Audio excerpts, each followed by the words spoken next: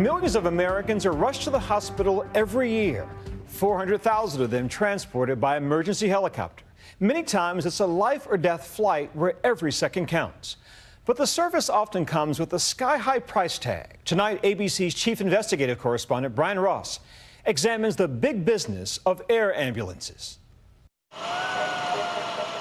You're talking about very critically injured patients, traumas, strokes, heart attacks. Emergency workers call it the golden hour, the crucial 60 minutes to get medical care for a patient facing death.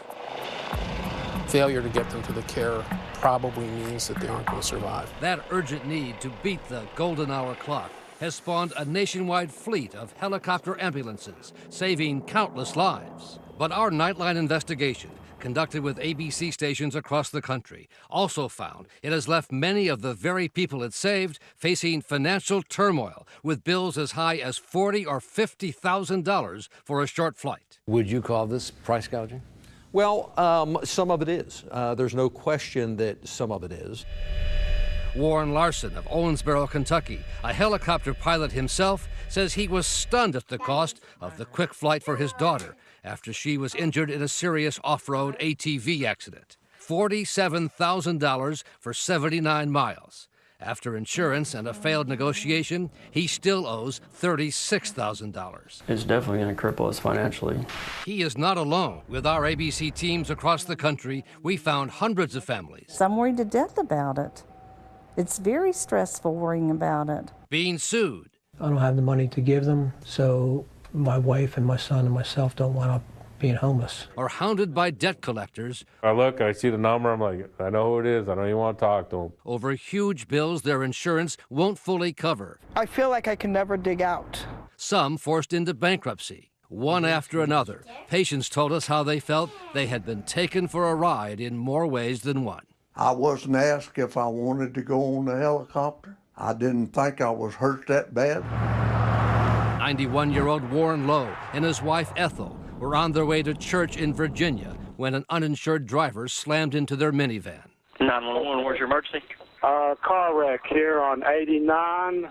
Several people hurt. Lowe's leg was shattered, and doctors at his local hospital wanted him sent to a trauma center 55 miles away. Didn't nobody tell me nothing. They just took me and put me in the helicopter and gone.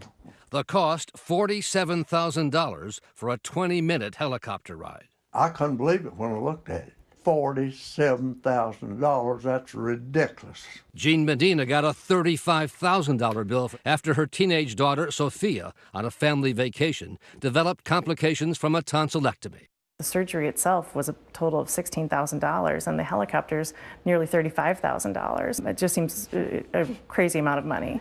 After insurance and a protracted back and forth, she still owes $17,000. And Medina questions whether her daughter's 37-mile medevac trip was even necessary. It took almost an hour for the helicopter to just arrive and load, and she was able to drive the distance in almost the same amount of time. I left a few minutes before they took off and ended up arriving at the hospital about 5 minutes after they did. The decision to call in a helicopter ambulance is made by attending doctors. But the families, like the Larsons of Kentucky, are the ones on the hook for the cost. Warren Larson says he was being treated himself, given morphine, when he signed this consent form for his daughter's medevac trip, which in small print made him personally and fully responsible for the bill. They said, don't worry about it, it's just a standard form, just to give us permission to transport your daughter. Nowhere on the standard form does it inform the patient or guardian of the expected cost. State insurance regulators say they have been unable to rein in the prices or tactics of other helicopter ambulance services because of a loophole in the federal law. Al Redmer is the insurance commissioner in Maryland. When the federal government deregulated the airlines industry, these commercial helicopter companies were part of that. As if they're a major air carrier. That's exactly right. So you can't regulate them because of the FAA rules. That's exactly right. They can get away with these charges. They can charge, as you say, whatever they want. They can. They can. For Nightline, this is Brian Ross, ABC News, New York.